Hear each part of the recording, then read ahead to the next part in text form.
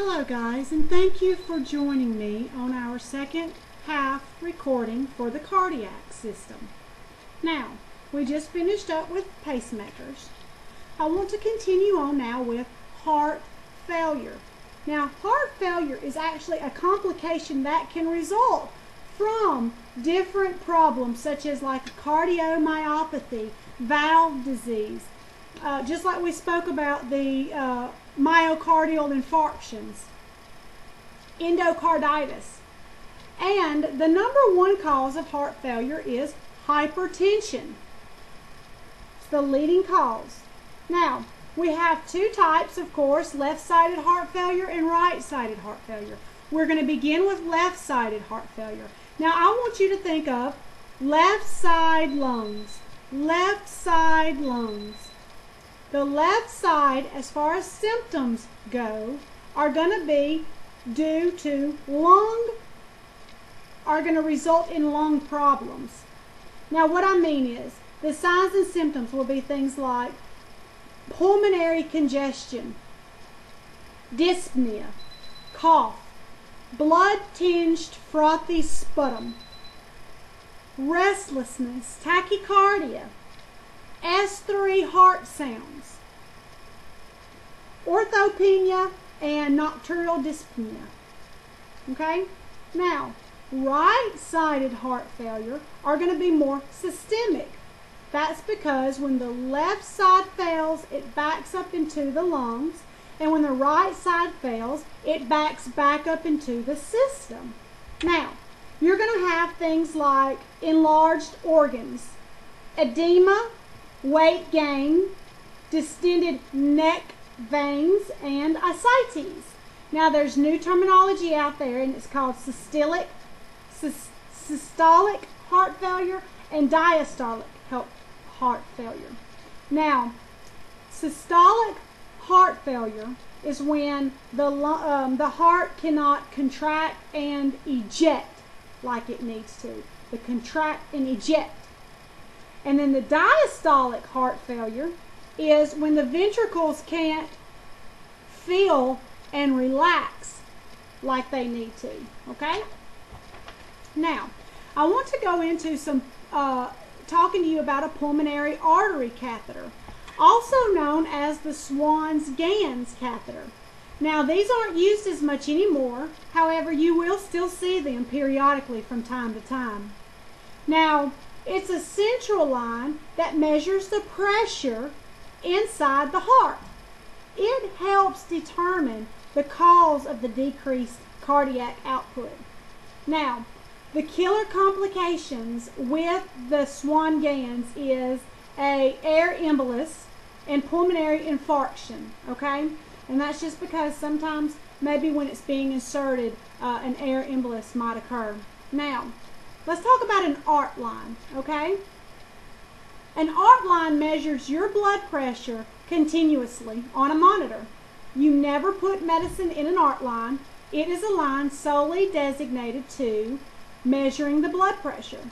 They are placed in your radial artery, and before placement of an arc line, you do what's called an Allen's test to check for alternative circulation. So you occlude the radial artery and you occlude the ulnar artery. Now, you assess for the color in the client's hand. You have them pump the hand several times.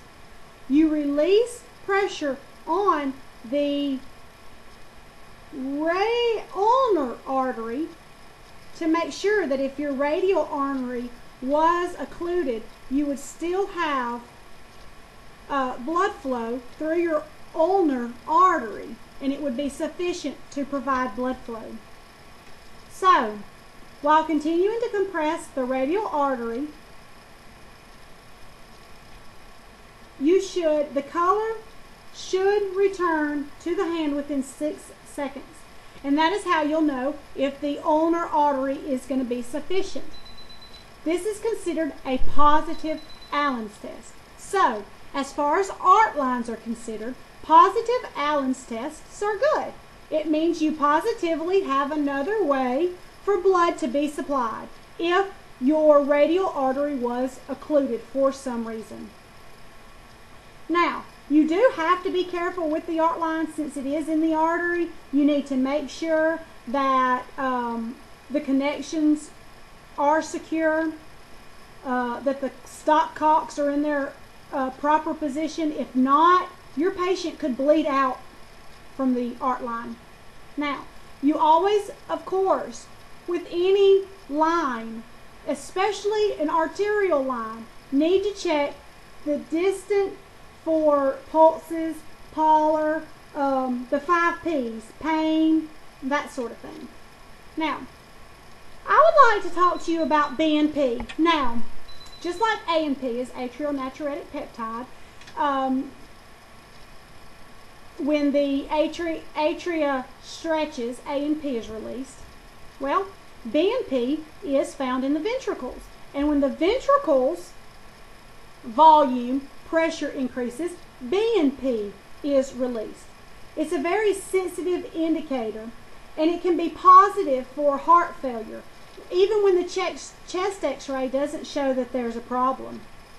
Now, if the client is on Natracor, and we'll talk about that, or you'll see that in your cardiac medications, it needs to be turned off for 2 hours before testing for BNP, because it will give false results. Now, your chest x-ray will more than likely show an enlarged heart or pulmonary infiltrates in the lungs. The echocardiogram just checks the pumping action of the heart. Now, the New York Heart Association functional class of persons with heart failure have classifications of 1 through 4. Now, I just want you to know that classification 4 is the worst, okay? Let's talk about medications for heart failure. The first is always going to be digoxin, Lanoxin. The actions is that it's used with AFib and heart failure. It causes your contractions to be increased. Your heart rate decreases.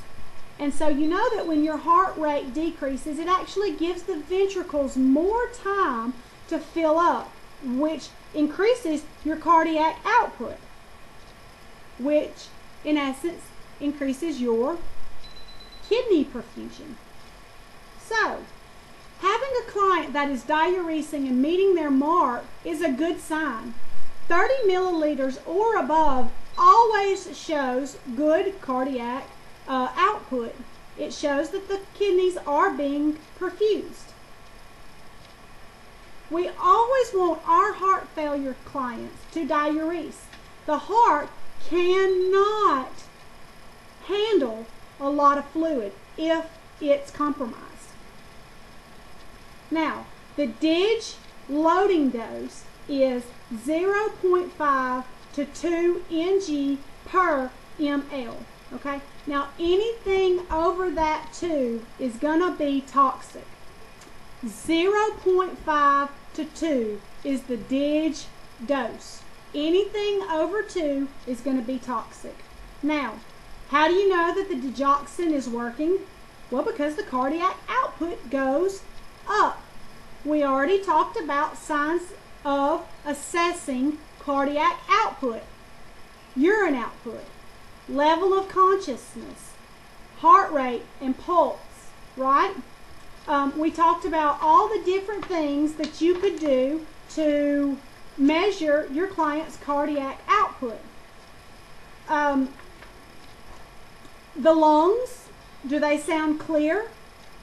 The skin, is it warm and dry, or is it cold and clammy? Okay? Now, also the peripheral pulses. Are they getting, are they getting what they need? So these are ways to assess your client's cardiac output.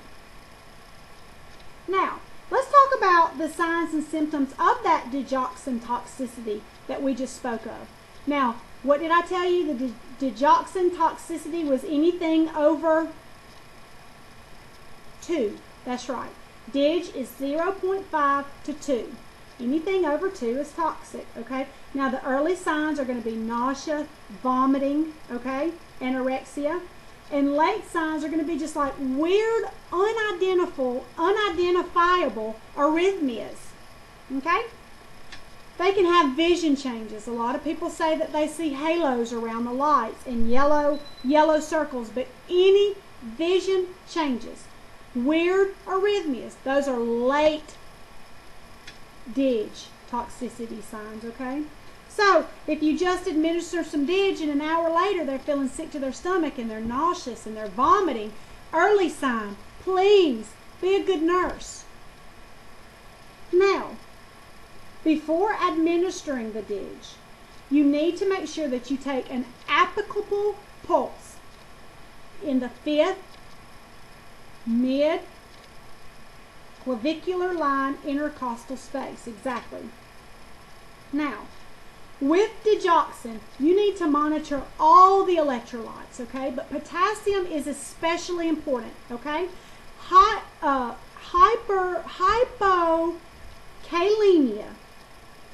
plus digoxin equals toxicity. So if your patient is hypokalemic or becomes hypokalemic and is on digoxin, toxicity is imminent. Okay? We've really got to be watching those levels.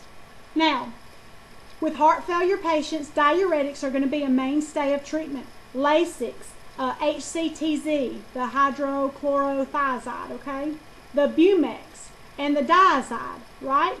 Now, the action of diuretics is that they decrease the preload, right? They get rid of the excess and helps decrease preload. Now, always consider that if giving aldactone, remember, it is a potassium-sparing diuretic. Now, aldactone may be given to decrease aldosterone levels. You want to give your diuretics in the morning, nurses. You don't want your client up all night diuresing. That's just not fair or fun. Plus, it increases the risk of falls. Now, your client with heart failure may be sent home on ACE inhibitor, ARBs, or beta blockers, okay? And you have the handout that tells you about the ACE inhibitor, ARBs, and beta blockers. The ACE inhibitors are the angiotensin converting enzymes, okay? They usually end in the preels. They're the preels.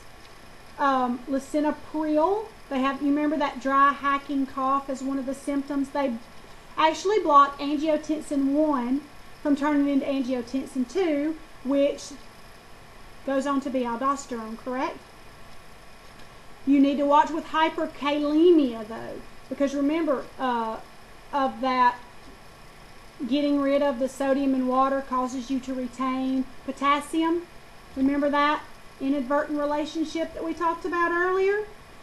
Now, they also cause orthostatic hypotension. I know because I take lisinopril.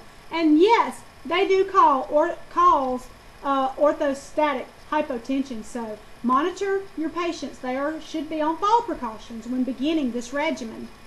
The ARBs are actually the angiotensin 2 receptor blockers. They actually block angiotensin 2, which is a very potent vasoconstrictor. Now, the difference between the ACE inhibitors and the ARBs are that other things can precipitate the making of the enzymes that are blocked that the ACE inhibitors can't block. Okay, so they might be used if the ACE inhibitors don't work. Now, they usually end in the sartan, S-A-R-T-A-N, ARBs, sartan, sartan ARBs, sartan ARBs, okay? Now, also hyperkalemia with these also. The beta blockers are my favorite. I just love the little beta blockers. They end in laugh out loud like we've talked about. They decrease your heart rate, your pulse, your heart contractility. But you don't need to give them to asthmatics and diabetics. Right. Now, they block the receptor sites for epi and norepi, right? Which are going to cause an increase in the heart rate when they recept. Okay, now let's talk about these patients will be on a low sodium diet, okay? But you also need to tell them and to teach them to avoid salt substitutes. These contain excessive amounts of potassium. And say you're on an ACE inhibitor or an ARB, and you already have a lot of potassium, okay? Yeah, watch those salt substitutes. Now, canned and processed foods do contain a lot of sodium, so they need to really take in fresh or frozen and stay away from the canned. We need to elevate and instruct these patients to elevate when they get home the head of the bed on 10-inch blocks, okay? The heart cannot hold the amount of fluid and pressure when we lay down in a supine position. So, that head of the bed needs to be elevated. Now, weigh daily is extremely important, and I know you remember, same time, same clothes, urinate before you go, that sort of thing. We're looking for a weight increase or decrease, a weight differential of 2 to 3 pounds, okay? We need to know this. And report any signs and symptoms of recurring heart failure. Say you've had the heart failure and it's been helped, but now you're noticing some of those signs and symptoms again. They need to be reported. Now, remember we learned this very first lecture. Fluid retention, think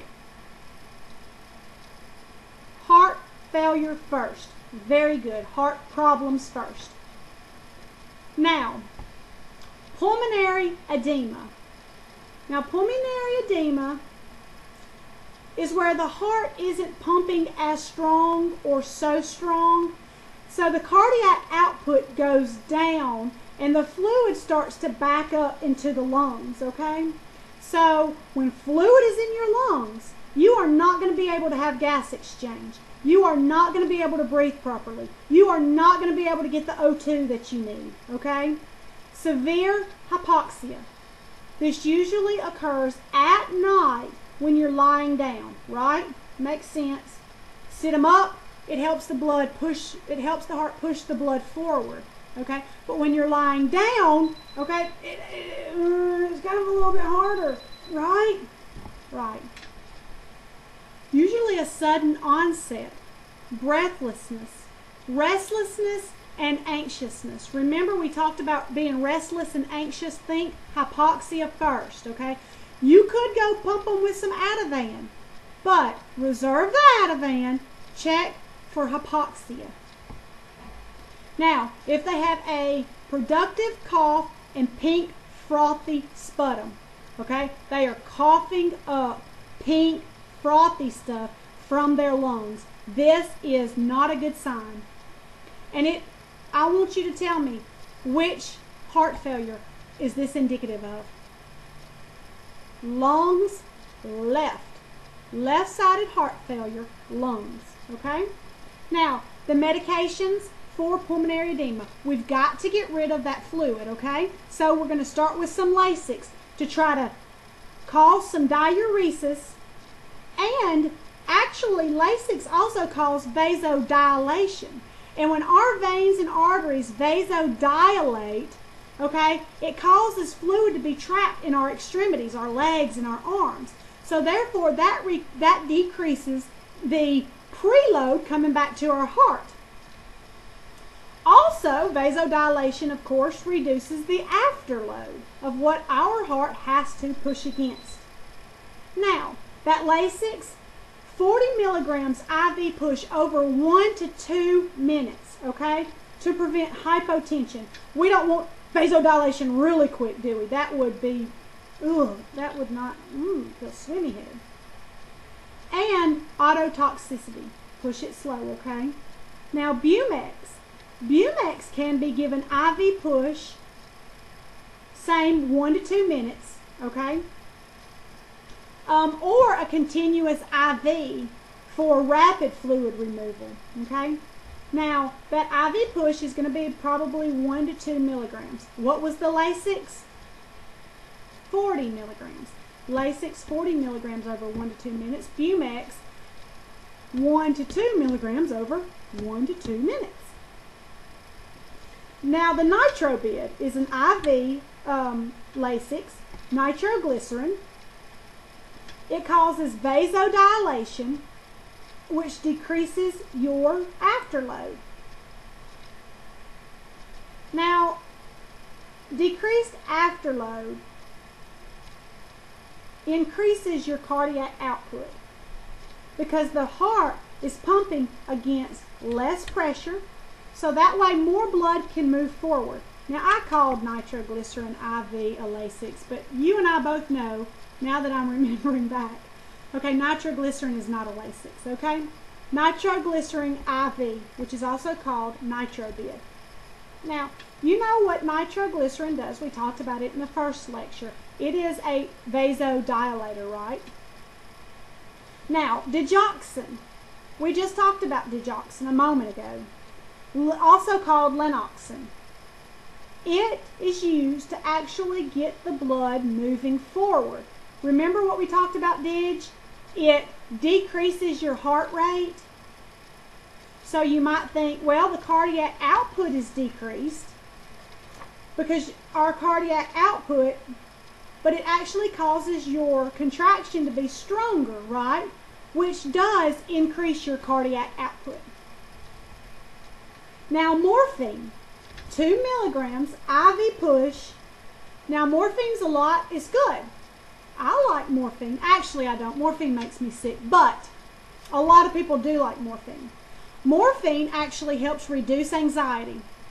It helps with pain first. It helps reduce anxiety, but it's also a vasodilator, okay? So, it decreases preload and afterload because it reduces preload. How? That's right. It traps fluid in our extremities. That decreases the preload. How does it decrease the afterload? Exactly. It's a vasodilator. Less pressure for our heart to pump against. Now, Natracor. Remember we talked about Natracor a moment ago with the BNP. It needs to be turned off for at least 2 hours before you do a BNP assessment, okay? Now, Natracor is an infusion. It's only short-term therapy and it should not be given more than 48 hours, okay? It actually vasodilates the veins and the arteries and has a diuretic effect. See, these are all just little things that the doctor pulls out of his hat to help get rid of this fluid and reduce the pressure on the heart, okay? That is our #1 goal. Primacor. Primacor is also a continuous infusion that vasodilates the veins and the arteries. It is also a short-term therapy. Wotrex. Wotrex increases the cardiac output. So these are all just things that can help. Now let me ask you a few of them to see if you remember. Okay? What is good for pain, anxiety, and vasodilation? Morphine. Now that was an easy one. Okay? Let's see. What drug increases your cardiac output? Wotrex. Okay? What drug should not be given more than 48 hours, should be turned off before you do a BNP, vasodilates veins and arteries, and has a diuretic effect? Natracor. Right. Now, let me ask one more. Okay? Well, maybe two more. Out of the Lasix, well, I just gave you the answer. Lasix is given how many milligrams? 40 milligrams. Over how long? 1 to 2 minutes. Good. Now, what about Bumex? How long is it given? Over 1 to 2 minutes. Good. What milligram is that? 1 to 2. Great. So you're doing so good. Now, let's actually talk about, here we know when we want to decrease the amount coming into the heart is what we're thinking here, okay? So put on your thinking caps. What position should we place our client in? That's right, we talked about this. An upright position, and if we can, have the legs dangling. Why? Because fluid pools, okay? When the fluid is pooling, less is coming back to the heart. That decreases the workload, okay? Always think about what position you are going to place your client in. Now, an upright position with the legs down improves the cardiac output by promoting pooling in the extremities. We want to prevent pulmonary edema any chance we can, correct? Prevention is a good thing. So we want to check those lung sounds. Notice the first sign of any changes. And always, always avoid fluid volume excess. Now, fluid volume excess can happen in certain situations, okay? Could you tell me certain situations where people might be more susceptible to fluid volume excess? Those with renal failure, kidney problems. If you give IV fluids too fast, the very old and the very young, okay? Now, let's talk about cardiac tamponade, okay? That's actually where fluid or blood has actually leaked into the pericardial sac, and that's the sac that surrounds the heart. And it just exerts its pressure onto the heart, okay? Now, this can happen if they have a vehicle accident where blood is just putting pressure. If they've had a biopsy and it's leaking, or myocardial infarction, pericarditis. Pericarditis can lead to myocardial, a cardiac tamponade, or hemorrhage post-CABG surgery, okay? So anytime that fluid has the ability to leak into that pericardial sac and it starts building and putting pressure, okay? So what do you think is going to happen to the CVP? If you had a right atrial mechanism and you're checking the CVP, is it going to be up or down with all this pressure? That's right. That pressure is going to be up. But what about the blood pressure in this instance? Is it also going to be up, or is it going to be decreased? Now, the blood pressure with the cardiac tamponade is actually going to be decreased. Now, this actually hardly ever happens, but that is the cardinal sign of cardiac tamponade, is that you have an increased CVP but a decreased blood pressure. Now, that's just because the heart is not being able to pump and feel like it's supposed to with so much pressure on it. The heart sounds will sound muffled and distant. Why? Because they are muffled. Now, you know, you've got this sac that's full of fluid around it. They will have distended neck veins. But clear lung sounds. Now their neck veins will be distended because the fluid is backing up into the system. Okay? The pressure in all four chambers will be the same, but watch for shock in these patients because the cardiac output is decreased to the point where shock could be an issue. Okay? Now, also, pulsus paradoxus is another thing that can be seen with this, and that's just where that with expiration, the systolic blood pressure actually rises at least 10 mmHg higher, okay, than when you inspire. So just think about it so you can remember this. The pulsus paradoxus, or paradoxical pulse, okay? 10 degrees higher, 10 degrees lower, 10 degrees higher, 10 degrees lower, okay? Now, you always want to worry when it gets to be below like 30, okay? Now, pericardiocentesis is a treatment for this, and that's just where the doctor goes in and removes the blood or fluids from around the heart. Now, we've learned about this, and anytime we're removing fluids from the body, it can lead to shock. That's right. Whenever you see pericardiocentesis or thoracentesis, right, think problems maybe with shock. Also surgery. Now surgery, you can actually live without your pericardial sac, and that might be happening. They go in and actually take the pericardial sac off. Now, let's talk about arterial disorders. Now, arterial arteries carry blood away from the heart. Now, if you have atherosclerosis in one spot, you can pretty much bank on having it everywhere, okay? Atherosclerosis is not just hanging out in one place in your body, okay? Now, atherosclerosis is just what it says, sclerosis of the arteries. Now, it is a medical emergency if you have an occlusion of an artery.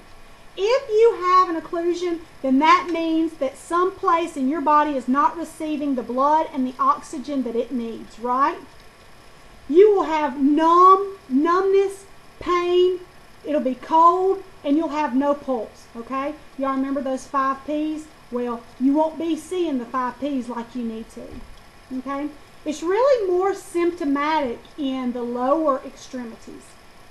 Intermittent claudication is the hallmark of an arterial disorder. Now this, you know, is pain upon moving around. That area, you start moving, the muscle needs more oxygen, but it's not getting the oxygen that it needs, so you have pain there, okay? Now, this intermittent claudication is only seen with arterial disorders, not venous disorders. Arterial disorders for intermittent claudication. Now, the lactic acid builds up from the lack of oxygen. This lactic acid is what starts causing that pain, okay? Now, the arterial blood is not getting to the tissues, which results in the coldness and the numbness, the decreased peripheral pulses, atrophy, the bruit you might hear, the skin and nail changes. It's going to be like dry and scaly, along with ulcerations. Now I'm telling you, I have seen a guy at the hospital with arterial problems. He had like these stockings on his legs, and when we took the stocking off, just like nasty, dry, I'm talking about nasty, dry, flaky skin was just all over the place. It was like dandruff of the head times 10,000, okay? This is an arterial disorder, okay? So, now, as far as the intermittent claudication goes, if you're starting to have pain when you rest, that is signaling a severe occlusion, okay? That's serious now. Now, the treatment is that since the blood is having problems getting to the tissue, is elevating your extremity going to help? No. We elevate veins but dangle arteries, okay? We dangle arteries. D-A, angle. We dangle arteries. We elevate veins, okay? That's common sense. You want more blood to get there, you're not going to prop it up where the blood has to climb uphill, right? Now, arterial disorders, if in the lower extremities, are usually treated by either angioplasty, which is those stents, remember, or the endarterectomy. That just opens it up to enhance perfusion. Now, if you get an artery question on the NCLEX, I just want you to please remember, there is some place that is not receiving enough oxygen. When you do not receive enough oxygen, ischemia, and necrosis begin to occur, okay? Your muscles switch from aerobic to anaerobic. Lactic acid begins to build. That induces the pain, okay? Now, we're going to talk about two types of this arterial disorders. The Berger's disease, and that's with the guys. It's mainly with younger men, heavy smokers, okay? And it's actually inflammation of the arteries and veins, but we are classifying it, and it is classified as an arterial disorder. Like I said, found in men who are heavy smokers, who get cold easily, and have strong emotions. Those three things, smoking, being cold, and strong emotions, cause vasoconstriction. Now, vasoconstriction of an already damaged or something's wrong with your artery is going to restrict the blood flow easier. Now, the lower extremities are mainly affected, and sometimes the fingers, okay? The treatment, number one, is going to be to avoid the cause. If every time you're smoking 3 and 4 cigarettes in a row and you notice vasoconstriction, stop smoking. Stop getting worked up at the football game. Avoid the cold. Cold is going to make you vasoconstrict, okay? You need to stay hydrated because that thins out the blood and helps it flow easier. You may be or may require a bypass surgery, if you can't quit doing what you need to quit doing, or if the occlusion is all that bad. Since it does affect the lower extremities, you do need to wear well-fitting shoes and avoid any trauma to the feet, because anytime you have bad perfusion or perfusion problems, it's the same concept as with the diabetic, okay? If it continues to happen, if you continue to have the poor perfusion, gangrene can set in, okay? Gangrene equals amputation. Now, I think I actually suffer from this. Raynaud's syndrome, Raynaud's disease. I don't know. But I do know that when I go dig something out of the deep freeze, my fingers turn white. And they get so cold so quick, and they numb up that I can't even do it. I have to call my kids to come and get my stuff out of the deep freeze for me. But it does happen in the female clients. Moi. It happens in the fingers, just like I said. Usually the tips, yes. When it happens to me, it's always right here in the front part. And that's just due to that vasoconstriction. They turn white, blue, and red. Very patriotic colors. I have not really hung around to see if mine go to the blue and the red stages. I will next time. I try to avoid getting my fingers that cold, but I do know they turn white, okay? If I get cold, deep freeze, upset, or I smoke, which I do not smoke. Let me just tell you that right now, okay? Smoking is the #1 cause for lung cancer, bladder cancer, laryngeal cancer, a whole bunch of other stuff too, and I'm just, It is painful, and if it happens too much, it can actually cause ulcerations. The treatment is, here once again, to avoid the cause. Now we're going to wrap it up with the deep vein thrombosis, okay? With deep vein thrombosis, this is a vein problem.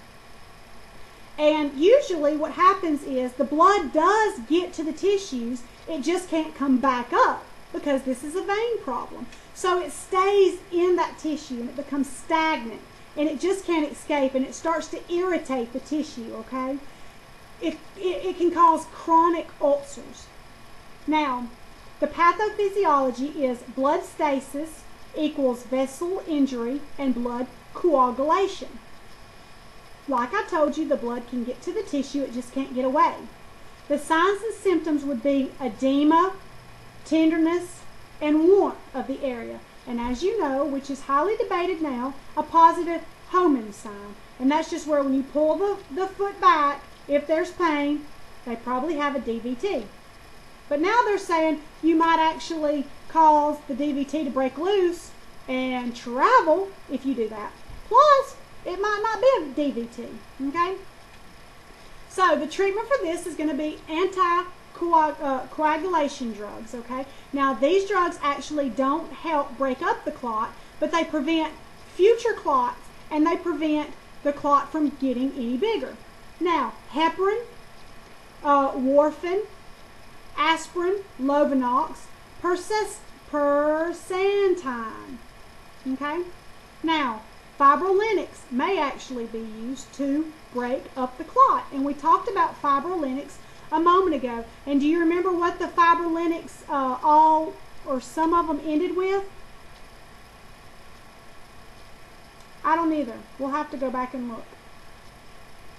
Now, when you're on Coumadin and things like that, you do need to limit your foods with vitamin K because it's actually the antidote to Coumadin.